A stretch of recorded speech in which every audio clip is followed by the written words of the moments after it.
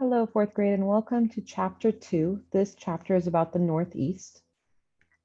And in this chapter, we're going to explore how resources of the Northeast were used by early Native Americans. You'll also discover how new ideas in this region formed the beginnings of our country. You'll learn how the region's geography was favorable for powering the Industrial Revolution, and you'll also read about reform movements for women's rights, movements against slavery, and for improvements in work conditions. Let's go ahead and take a look. These are going to be our vocabulary words that we're going to come across throughout this chapter.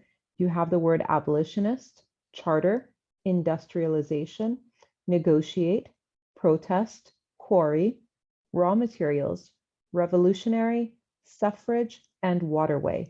Take a minute to go through the check boxes underneath each vocabulary word to mark if you know it, if you've heard it, or if you don't know it. We're going to come across all of these throughout the chapter and we'll fill them in as we go. Now, lesson 1 is titled, How did the geography of the Northeast influence the way people lived? In this lesson, we're going to learn to use our investigative skills to explore the geographic features unique to the Northeast and how people use the resources of the Northeast to live. Reading and talking about geography of the Northeast will help you learn more about the people who first lived there and what caused their communities to grow. You'll be able to explain the effect of the geographic features unique to the Northeast to the people who live there. Let's go ahead and read about a writer at Walden Pond. Henry David Thoreau lived in the Northeast from 1817 until 1862. Growing up, Thoreau was inspired by the natural features of the Northeast. He enjoyed hiking in the mountains and forests. Author Ralph Waldo Emerson became Thoreau's mentor. Emerson changed Thoreau to write about what he loved, nature. Thoreau is best known for the writing he did at Walden Pond in Massachusetts. He built a small cabin by the pond. He lived simply for more than 2 years, using only what he could grow or make himself from nearby resources. He explored the woods, rivers, and mountains of the Northeast. He wrote extensively about the plants and animals he encountered. The journal he kept was published in 1854 as Walden, or Life in the Woods. This is a replica of Thoreau's cabin in the woods. In their words, Henry David Thoreau, I went to the woods because I wished to live deliberately, to front only the essential facts of life, and to see if I could not learn what it had to teach, and not, when I came to die, discover that I had not lived. Thoreau was also a journalist, philosopher, and scientist. Many of his essays covered social issues. He was also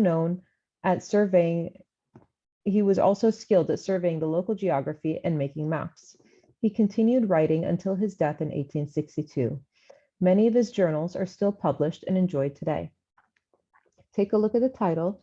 What do you think this text is about? Circle words that you don't know. Underline who David Thoreau was, when did he live, and what place he wrote about. How did nature have an effect on Henry David Thoreau as a writer? Then underline and identify natural features Thoreau studied and wrote about. All of these you can find in these few paragraphs on these 2 pages. Once you've completed your reading, we're going to go on to our Explore Cause and Effect section on page 62. An effect is what happened, and a cause is why it happened. To find cause and effect, read the text from beginning to end. This gives you a complete overview of the material and helps you understand what the text is about. Reread the text and look for clues that tell you how people lived. What did people do to adapt to the features around them? The result is the effect. Reread the text again and look for details that tells you why people adapted and lived that way. What features led or caused people to adapt and live the way they did? This is the cause. Ask yourself, what is the relationship between the cause and the effect? Think about how a cause led to the effect. Based on the text you read, work with your class to complete the chart below. So the cause over here, they told us, was the geographic features, and the effect was how people lived. The cause over here was the natural area of Walden Pond when we're talking about Henry David Thoreau. And the effect was that Thoreau built a cabin at Walden Pond using the resources that he found available to him in that area. For the next page, on page 63, we're going to read pages 64 to 73 in our research companion. That's our textbook. And we're going to use our investigative skills to look for text evidence that tells you what features people encountered and how those features caused them to adapt. The chart is going to help you organize your notes. So the causes are going to be different geographic features. The effects are how people lived because of those geographic features. Let's go ahead and take a look at our textbook. In this chapter, you're going to read about varied geography and people of the Northeast. Native Americans populated the area before the Pilgrims arrived. Inventions during the Industrial Revolution changed the way people lived. The education system fostered new ideas and supported great writers. People fought for women's rights and other reforms. Today, the Northeast offers global links that developed from people moving over time. Step into time, chronological thinking. Most of the United States in the Northeast were former colonies. The original 13 colonies became the first 13 states. We mark their official statehood as when they adopted the US Constitution. As they achieved statehood, what was happening in other parts of the world? So we have this timeline that goes across the bottom of your page, and I'm going to zoom in here for you guys to be able to get a close look at everything. So we're going to look at what was happening in the Americas versus what was happening around the world. Now, in 1785, the Temple of the Emerald Buddha is completed in Bangkok. In 1787, in the Americas, Delaware, Pennsylvania, and New Jersey became states. Then in 1788, Massachusetts, Maryland, New Hampshire, and New York became states. In 1790, Rhode Island also became a state. In 1791, Vermont became a state, and the composer Wolfgang Amadeus Mozart died at the age of 35 in Vienna. Moving forward, in 1810, Portugal agreed to gradually eliminate the slave trade. Then in 1815, the Grimm's brothers published their book of fairy tales in Berlin. In 1820, Maine became a state. Let's take a look at the map that we have over here on our page of the Northeast. Steps into the place, exploring geography. The states of the Northeast border Canada, the Great Lakes, and the Atlantic Ocean. Many of the region's largest cities, such as Boston, New York, and Philadelphia, grew near harbors. What might be some advantages of the location of the Northeast? Explain whether the small size of some states in the region means that the population is also small. These are things we're going to think about as we go through our reading. Connect through literature. My 16-Hour Workday by Rochelle Grosskreutz. Smith Wilkinson was a real boy who was a 10-year-old factory worker more than 200 years ago. This is what he might have said about life. It was 5 days before Christmas in 1790 when I started my first job. If it weren't for the factory bell to wake all the workers, I'd never be up on time. That's because my shift started just before sunrise. I'm Smith Wilkinson, and I was 10 years old when I worked at Slater Mill in Pawtucket, Rhode Island. It was the first factory built in the United States during the Industrial Revolution. Before this time, most people lived on farms and made almost everything by hand. During the Industrial Revolution, inventors made many new tools and machines. Factories were built to make goods with these inventions. I was lucky to work in this first American factory that made yarn from cotton. All work, no play. 4 of us boys worked the breaker machines. These machines broke up huge bundles of cotton called bales that came from southern fields. We worked barefoot, picking through piles of cotton to pull out any of the dirt, leaves, and dried cotton pods.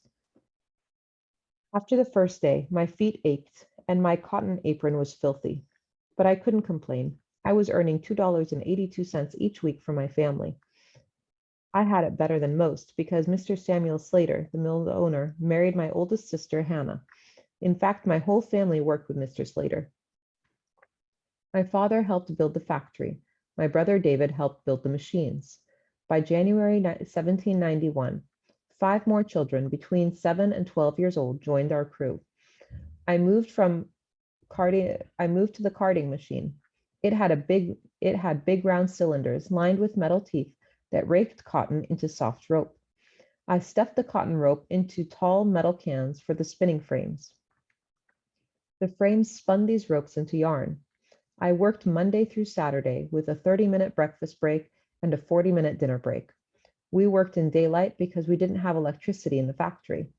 Workdays were only 12 or 13 hours during winter, but we had 16 daylight hours in summertime. All the machines ran on water power. That's why Mr. Slater was along the Blackstone River. Sunday was my only day off, but I had school. University students came to the church in our factory village to teach us basic reading and writing. From worker to owner. I eventually became a manager at the mill and learned to work all the factory's machines. When I was 27, I opened my own mill in Pomfret, Connecticut. It was so successful that I opened another mill nearby in Thompson, Connecticut. I even built villages for my workers and hired many eager children like myself. The Slater Mill in Pawtucket, Rhode Island is now a museum.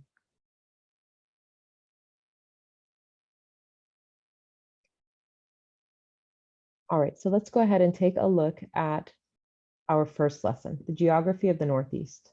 The Northeast region can be described in two smaller areas, New England and the Middle Atlantic. The New England states include Connecticut, Maine, Massachusetts, New Hampshire, Rhode Island, and Vermont. This area is called New England because some of these states were part of the original New England colonies. The Middle Atlantic states are Delaware, Maryland, New Jersey, New York, and Pennsylvania. They were part of the Middle colonies. New England states are farther north and located along the coast. States in the Middle Atlantic enjoy a warmer climate and have wide, fertile valleys ideal for forests and farms. The Atlantic coastal plain is part of the Northeast that has low elevation. It includes a series of islands along the Atlantic coast that are part of Massachusetts, New York, and Rhode Island. Because of the low elevation, some parts rise just above the surface of the ocean. This means these areas are affected by the ocean's sea level and sometimes experience flooding. It also gives these areas a large variety of unique plant and animal life. Physical features of the Northeast. The geographic features of the Northeast provide all the things that people need to live. Forests provide trees that can be turned into lumber. Abundant animal life in the forest is a resource that could provide food and clothing. The mountains play a role in the climate and soil formation of the region. Bodies of water connect the region's features. All of these natural features played a role in the growth of the Northeast. Mountains. The major mountain range in the Northeast is the Appalachian Mountains. The range formed more than 400 million years ago, when part of Earth's crust pushed together and folded upward. Time and weather caused the mountains to wear away. The process is important because it carries materials down the mountain into the valleys to become soil. Because the Appalachian Mountains have been wearing away for so long, the valleys are full of rich soil. Waterways. Any body of water that allows people to travel is called a waterway. This includes rivers, bays, harbors, and oceans. Waterways in the Northeast allowed Native American people to travel and trade with each other. Early European explorers used waterways to travel farther inland before roads and railways were built. Rivers are like water highways that connect the mountains to the ocean. People used boats and barges to travel and move goods up rivers as they settled in the Northeast. 4 major rivers flow into the ocean. These are the Delaware River, the Hudson River, the Connecticut River, and the Susquehanna River. Another way the Northeast settlers were able to grow was the existence of ocean waterways. Deep harbors and bays allowed ships to come and go. They carried people and goods for trading. Cities such as Boston, Philadelphia, and New York grew rapidly because they were near harbors. So up here we have a physical map of the Northeast. Now, when you look at a map, you can see that it has different texture to it. So you can see the rougher parts are usually where you have a mountain range. We have a key over here that shows the national boundary between the United States and Canada. And then you have a thinner one that shows the state boundaries that separates each state from the other. We have the Atlantic Ocean over here, and we see some of our Great Lakes on the left side towards the center.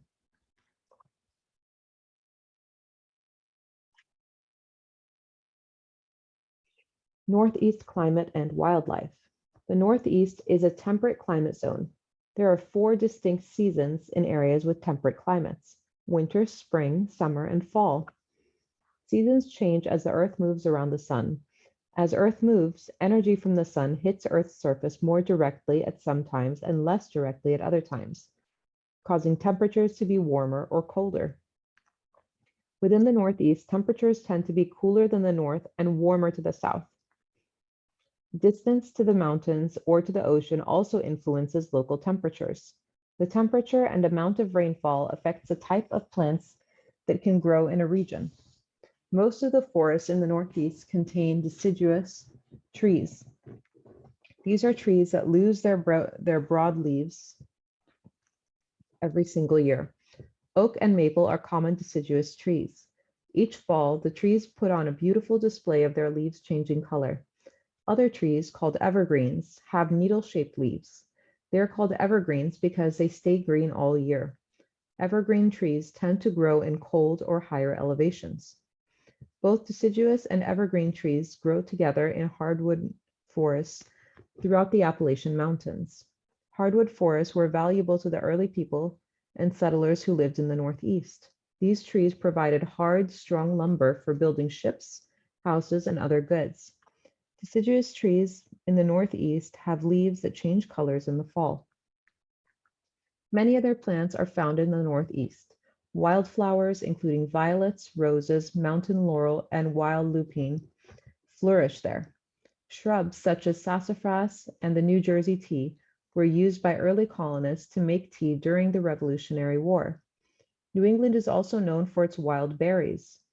Forest animals live throughout the wooded areas in the region. Deer, foxes, bobcats, black bears, beavers, and coyotes are common in the region. Furs from these animals were traded and sold by Native Americans and early European settlers.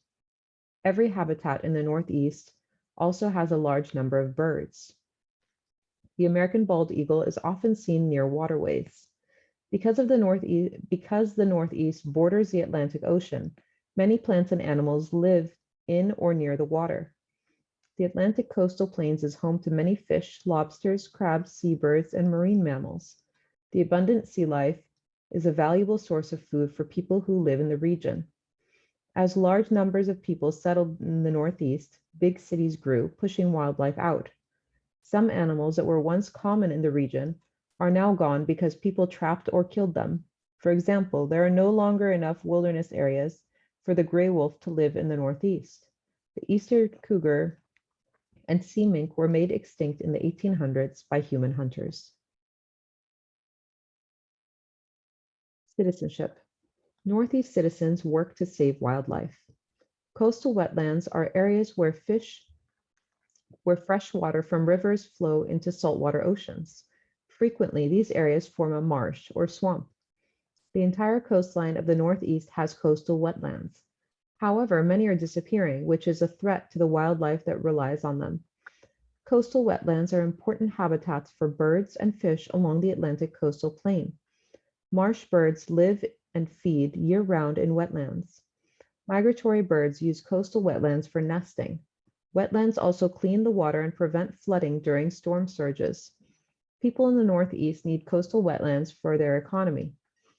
More than half of the fish, and shellfish caught for food hatch from coastal wetlands. People use wetlands for recreation, fishing, and boating. In the Northeast, coastal wetlands are in danger.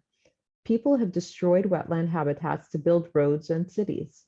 Without a safe habitat, marsh birds have nowhere to live. fish hatching grounds disappear. To prevent losing more coastal wetlands, state governments, conservation groups, and volunteers are working together. They want to save the wetland habitat and its wildlife. Many states in the Northeast have created areas where marsh birds, such as the American black duck and salt marsh sparrow, are protected. Scientists study the water and soil around coastal wetlands and keep data about changes they see. Volunteers clean up garbage from wetlands. Entire communities from Maine to Maryland are working together to share information and ideas about ways to protect coastal wetland habitats. Natural resources. The diverse geography of the Northeast provides many natural resources. Crops, lumber, seafood, and maple syrup are important to the economy. The Northeast has many forests. Lumber was one of the first items traded by early settlers in the 1600s. By the 1800s, Maine had the largest lumber shipping port in the world. Logging is still an important industry today. In addition to using trees for wood, people use maple trees to harvest maple syrup. Harvesters tap a small hole into the trunk of sugar maple trees and hang buckets to collect the sap. The tree sap is boiled into maple syrup to be enjoyed. Settlers learned this technique from Native Americans. Vermont is now the largest producer of maple syrup in the United States. The Atlantic Ocean provides fish, lobsters, and other shellfish. Seafood was a staple for Native Americans and settlers. Fishing is a large part of the region's economy today. Parts of the Northeast have underground resources such as granite, iron, and coal that are used for industry. A quarry is a large pit where people dig stones or other materials out of the earth. Stone quarries throughout the Northeast provide building material for the region. Granite and marble from New Hampshire, Maryland, and Maine are used in many buildings and monuments, including many in Washington, D.C. People of the Northeast. The first people to live in the Northeast were the Eastern Woodland groups of Native Americans. Each group had their own language and culture, but most could speak their language of the Algonquin or Iroquois people. They share traits in the ways they adapted to the area's geography. Eastern Woodlands people made use of northeastern forests. They used woods for making houses, canoes, tools for hunting, and utensils for cooking. Longhouses were built from logs, bark, and sometimes clay. Many were big enough for up to 20 family members to live in. Traditionally, men hunted and fished while women tended to the crops. Corn, squash, and beans were very commonly grown along with berries and other fruits. People made their clothes out of animal skins. In the winter, they wore furs to keep warm and made snowshoes from wood and leather. When the European settlers arrived, many of the coastal groups traded furs and food with them. The groups taught the settlers how to survive in the region, showing them what to use. Thus, the same resources that helped the early Native Americans live in the Northeast also helped the European settlers. The names of many places in the Northeast came from names of Native American groups or words. Connecticut and Massachusetts both have Native American names. Native Americans of the Northeast worked together to form the Iroquois Confederacy. The spirit of debate and compromise demonstrated in the Iroquois Confederacy Grand Council lives on in our government today. Then and now, lacrosse. Lacrosse, or stickball, began as a traditional Native American game played among the Eastern Woodland people. Players could not use their hands to catch or throw the ball. Instead, they used wooden sticks that were about 3 feet long with leather netting at the end. There was no limit on the boundaries or number of players. Some games were said to have had thousands of players playing along at the same time. Today, lacrosse is played as an organized sport around the world. Today's rules regulate the size of the playing field, the number of players, and how goal points are earned. Some of the rules have changed, but lacrosse is still played today. All right, let's go ahead and jump back into our workbook. So you're going to look at different causes and different effects. So some of the causes that we're going to work with are looking at the harbors. That was one of the first things we read about, the waterways, the hardwood forests, and some of the underground resources. And we're going to work together in class to come up with the effects. You can also go back to the reading to come up with the effects for these different sections about the effects that the harbors had on how people lived, the effects of the waterways, the hardwood forests, and then the underground resources. Once you've completed that page, we're going to go on to the next page, 64 and 65, and take a look at our sections. For our Write About It section, write a summary that explains how geography affected people living in different parts of the Northeast. List the geographic features, which were the causes, that people encountered and how they adapted to those different features, which are the effects. Cite evidence from the text to support your answer. So use a lot of the information that we pulled from the previous page, those causes and effects, and put them into paragraph form over here. Then on page 65, where it says connect to the essential question, pull it together. Think about the lives of the Eastern Woodland Native Americans and the first European settlers. How did the geography affect where they settled and how they lived? List 3 cause and effect relationships below. So here you can talk about the effects of the waterways, the effects of the forests, and the effects of some of the deep harbors that were already there, and tell how those things affected the way the Native Americans and the European settlers lived. If you have any questions on any of these sections, let me know. Otherwise, I hope you have a great day. Take care. Bye-bye.